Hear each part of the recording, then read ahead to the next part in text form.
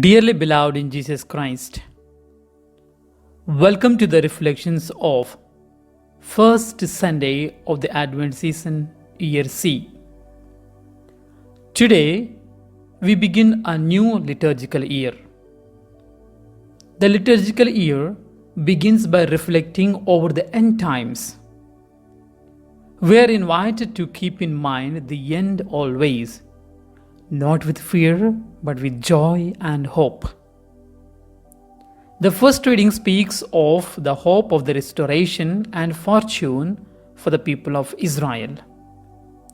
The Gospel, though apparently notifies the calamities, throws light upon the hope of good end to the upright. In gist, it is apt to meditate on the virtue of Christian hope as we begin the Advent season. Dear friends, once there lived a farmer in a remote village in a hill country. He had a small plot of land. He grew vegetables in his field and lived on its income. He had a water pumping motor to water his garden. The land and its produce was all in all for him. He would come in the morning, water his plants, dig around the plants, prune them, and go back to his house in the evening. This was his routine and his livelihood. One day, his water pumping machine broke down. He had no money to hire a mechanic. So, he tried to fix it by himself.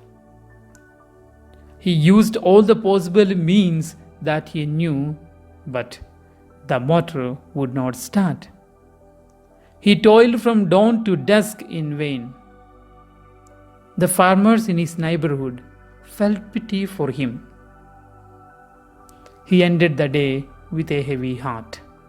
The next day, the farmer came to his field as usual. Noticing his arrival, a fellow farmer asked him sympathetically, "How are you going to water your garden since your pump broke down?" The farmer replied with a smile, "It's a new day, the machine may run." Dear friends, hope of a better day gave new strength to the farmer. Hope gives new life and vigor to our work. Similarly, we are waiting in hope to welcome Jesus into our lives. But remember, this hope intrinsically implies a preparation. The first reading speaks about the promise of the righteous one in the line of David. His arrival will restore peace and prosperity to Judah and Jerusalem. But the context of the reading, the people were in tumult and desolation. This adverse situation will be turned into joy and happiness with his arrival.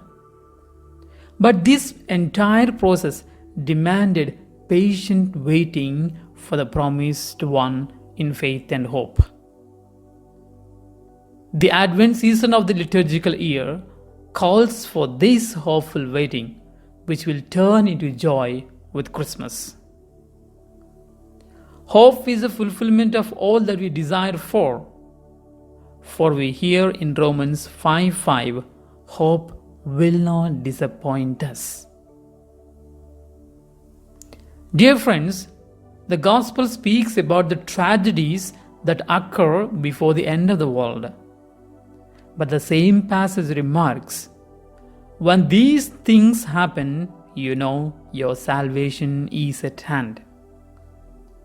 Therefore, we are not to be frightened about the calamities that forerun the salvation, but look up at the redemption that gives eternal joy. Our lives in particular, the world in common, is facing a lot of calamities, both natural and man-made. This scenario may dishearten our faith and Christian living. To us who are living in this pattern of life, Pope Francis entreats us to adhere ourselves to the traditional Advent prayer, saying, "Come, Lord Jesus." He goes on saying, we can say it at the beginning of each day and repeat it often before our meetings, our studies, our work, before making decisions in every important or difficult moments of our lives. Come, Lord Jesus. So, let's call on Him and await the Christmas joy. Advent is a time of Christian hope and preparation.